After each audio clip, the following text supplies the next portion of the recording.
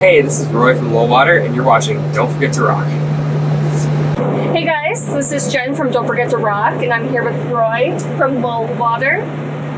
Did I put the emphasis right on that? Yes, that's perfect. You say it better than we do. We need to have you record that so when people ask us what our band name is, we can just be like, Soundclip. Lullwater. Yeah, amazing. Well, I really like that name. That came from a street? Yes. Back in Georgia? Yeah, and it was before my time in the band, actually, so it's already had the name. And when I joined, they're just like, oh man, we hate this name, but yeah, it's kind of a cool name. I don't know. I think it rolls off the tongue nicely. I couldn't think of a better name. I liked it. It's and then really hard to think of a band name. Grew to love it. So, dig cool. it now. Well, you guys played in Boston last night, which is where I traveled from tonight to get here. Well, that's not too far, I guess. Yeah, I couldn't make the hometown show Valentine's Day, but I hope the Boston crowd showed you guys lots of love on Valentine's Day. Oh yeah, that's great. And they showed our sound guy love. We wished him happy Valentine's Day on stage. Aw, that's so cute. He hated it. It was amazing. No, did he blush? Oh yeah. The lights came up and they all focused on him and everyone turned around. They're like, happy Valentine's Day. That's so cute. Nice. Well, what do you think of the crowd tonight? It was awesome. I feel like they were really digging the music. They're giving us a lot of energy, which is what we hope for. Is you guys feed off of it, right? Energy. Yeah. Yeah. I've been to some concerts where the crowds kind of just stand there. Mm-hmm. And sometimes, that doesn't even mean they're not enjoying it. Some people, they're just kind of timid. That's actually, or that might be how they enjoy music. Yeah. I do the same thing, actually. I'm guilty of it. When I just watch bands, I'm just like, this is awesome. I'm just watching it, trying to pay attention to what people are doing, and just, I don't know, taking it all in. Yeah. But I don't really lose myself and go moshing or dancing or anything. I do that when I play, but it's not natural for me, I guess, when I'm watching. Yeah. So I don't Everyone has their own style. But yeah, it is fun when people go wild. I like playing to that kind of audience. Yeah. If you see people moshing, are you kind of like, oh yeah, that's awesome, or are you kind of worried about people getting? Well, I guess it depends. Sometimes we'll be at shows where no one's moshing, and there'll be one person who's obviously drunk, and they're moshing, and that's no good because they're just obnoxious. Actually, on the tour, leading up to this tour, we played a string of shows just to warm up and do stuff. And at one show, this guy who was moshing, and he was pushing around this child, a 15-year-old kid, and we had to stop the show and kick him out and everything. He was just drunk and obnoxious. But when it's people who go to shows and mosh, and you're just there to be energetic, they know what's up, the moshing. But if someone falls, everyone picks you up, and it's a cool show. That's amazing. Yeah. So that's great. That's always the best. I can imagine pushing a little kid. Yeah. No. I don't know. He didn't. I don't know what's going on. This is weird. So did you know the other bands on the bill before the tour was put together? Not personally, but yeah, definitely. We didn't know Kirra before we met them, and I don't think anyone really knew much about Cane Hill, although they've been getting buzzed a while before that. I actually caught them at a show in New York just a few months before the tour, and then after that we found out they were on the tour too, and I was like, wow, what a coincidence. And yeah, of course, everyone knows Sevendust. Yeah, everyone knows Sevendust, and I feel also everyone knows who Mark Tremonti is, whether they know it or not. They've heard him. And he's I heard some girls in the bathroom talking about Tremonti, so yeah, it seems very well known. Definitely. So it's a packed tour lineup. I'm kind of curious. Obviously, being on a bill like this, it's exciting. It's a great experience. But do you get in the mindset of trying to learn from the other bands as a musician? I think you do that on every tour, and even whether you need to or not. It's just every tour is its own world. It's its own experience. It's just you see what other bands are doing, and you just learn from it. And you see what they're doing that works, and you see what you're doing that might not work. Anything stand out from this tour so far? I don't know if there's any single thing. It's just this tour is just super professional and tight, but everyone is super cool. So everything's going really smoothly. So that it's having Yeah. had to learn any hard lessons yet. Yeah. So I don't know. It's, I guess knock on wood. And your bass from the stage, from where I was, while you were on stage, your bass looked like a pink color. It is. It's hot pink. What kind of bass do you play? It's a Dingwall. It's a Canadian bass company, and they're the best. And they're super cool, and they do a thing called fan frets. So the lower scale, like the low strings on your instrument, are longer than the high strings. Okay. So it's 35 inches on the higher register and down to 37 on the low. So the low string is like really tight, powerful, and responsive. It's just, and even aside from that, which I'd always been looking for a bass that really could translate this low. At first it was B flat, but now we're like low A flat on the low string. I mean, it's not like Lullwater plays in that, but I have a 5-string bass. It's just a little lower. But even aside from that, just Dingwall basses, when you play a note on it, it just resonates and you can feel it in the body. It's just really strong tone. And every recording I've been on since I got that producer, it's just like kind of plugged it direct in or like through a few things, and I've always been like, wow, this is powerful. This looks cool too. Thank you. Is that what you're playing on the Voodoo album? Yes. Okay. Yes, it is. And we just had this really gnarly, almost like Motorhead-esque tone on the album.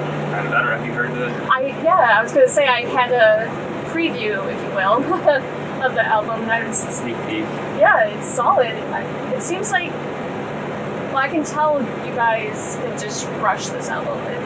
It's very well mixed, mastered, composed, everything. I think we kind of took, elements from our first 2 albums, writing processes, and took things that we feel like work, which were, like on the second album, we tried to write everything super spontaneously, so we took more time, but not too much time, to the first album. Like 9 months writing, like all the time, like in my bedroom with John. But, so this one, we just had a few sessions. We had like a few months, but like just leading up, and then we went to the studio, and then everything was really organized. And one of our producers, Jakob Kirra, he's amazing at what he does, and he just whipped us into shape. So I have to say the opening track, Curtain Call, is that what it's called? It is. Yeah, it's very captivating. What's the story behind how that song was made? Well, I guess I can't speak too much on whatever the song's about usually. Anyway. Oh yeah, no problem. Sorry.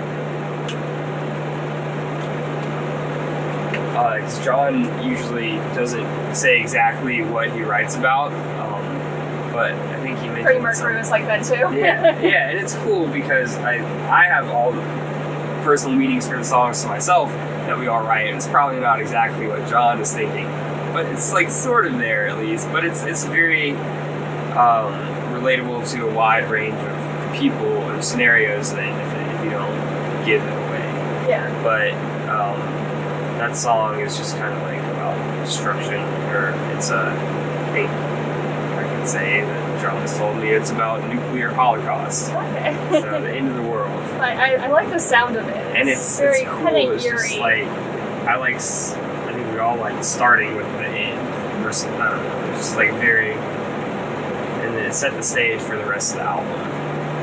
Yeah, it's heavy, but it's also melodic at parts, so the crowd can sing along. And yeah, it's really rock fun to out play. too. We're not playing live this tour, but we couldn't play too many new songs since the album is out yet. Yeah, right. Gotta build all up these the hype. old songs we also have to play that people love, and we love too, but it's always fun to play new things. But it's out February 22nd, right? That's correct. Nice. We just got our copies in today for sale, so we're selling them at the show before it's out.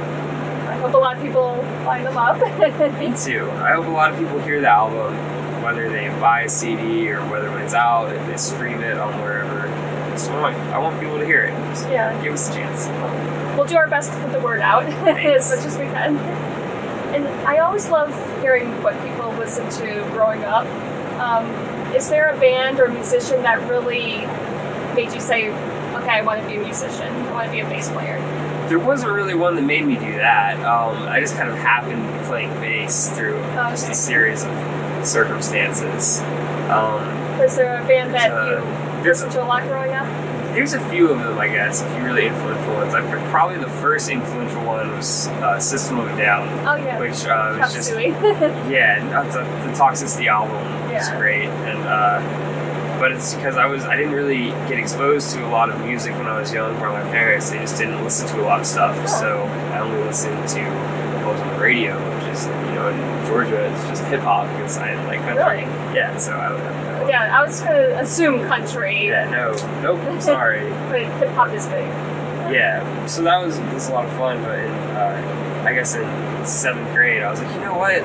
None of my friends listen to this. I want to fit in. So I asked one of my friends what radio station to listen to. They told me about the rock station. It was alternative rock, which is like 90s rock, like Alice in Chains and Soundgarden. So that was awesome. So that stuff was actually very influential too. But the first CD that I had ever, first CD I put into like a computer to start my music collection was Toxicity. And the first rock CD I had before that was Linkin Park Hybrid Theory. Yep. So that was great. That was awesome. I grew up on that too. Yeah, so such a great album. And then I guess somewhat later on, when I was in high school, I heard a band called Periphery.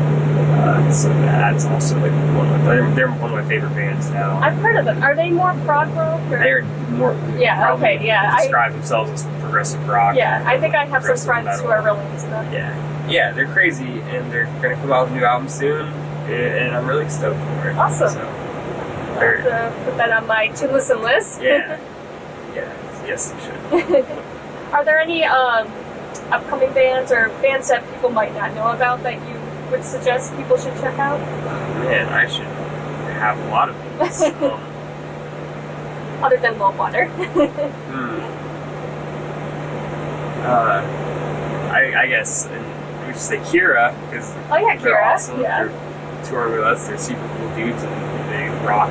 It's great. Let's see. There's a band that I'm friends with in New Jersey, New York area called Indighost. They're really good. They're like INDIGHXST, and it's like pop metal almost. It's like really That sounds interesting. like heavy guitars, but there's no screaming. So like I guess a lot of people will dig it. It's really cool stuff. It's very melodic and catchy. I like that. Yeah. And I should have prepared for this question. That's okay. But It's and then, one that makes you think on the spot. Yeah, I don't know if I should even say this, but I'm in another band that I like a lot. It's called Enochian. It's a really heavy progressive metal band with some pretty singing in it too. Nice. Enochian? Enochian. ENOCHIAN. I like that. It's the language of angels. Oh, and what? It's like an occult thing, but Okay. you know, I'm not really occult or whatever. Awesome. Is there anything else that people should know about Lullwater aside from the new album? That feels like set up to just like talk about ourselves a lot and brag, and that feels just inherently weird to me. But our new album, I think, is great. So please check that out. And then we have another project that's going to be coming out in a few months. It's an acoustic EP. It's like 8 songs. Oh. It's called Jamais Vu. I think I'm saying that right. It's French. It's like the opposite of Deja Vu. Because like you're like, oh, let's go with Deja Voodoo, but that's kind of cheesy. So. But then it's a really cool meaning. So it's just like the opposite of Deja Vu. And if you go to Google, it will explain it better than I would be able to. I should know this because I majored in French, but... Oh wow, that's really Jamais. interesting. Jamais Vu. JAMAISVU. Okay. Cool. I will check that out. Yeah, and that's going to be coming out in the spring to summer. We're not sure exactly when, but it's a really interesting take on our songs. We did a tour with Candlebox recently, it was an acoustic tour, but we still brought drum set, and I still played bass, electric bass and everything, but we kind of did the Alice in Chains or Nirvana Unplugged kind of vibes. So we had a lot of fun with that one, and we have some cool guest musicians all there from around Athens. It's like piano and strings, and it's really unique. Nice, And yeah. it sounds really cool. And I think we put out one song from it already. Or at least it played on a radio station somewhere.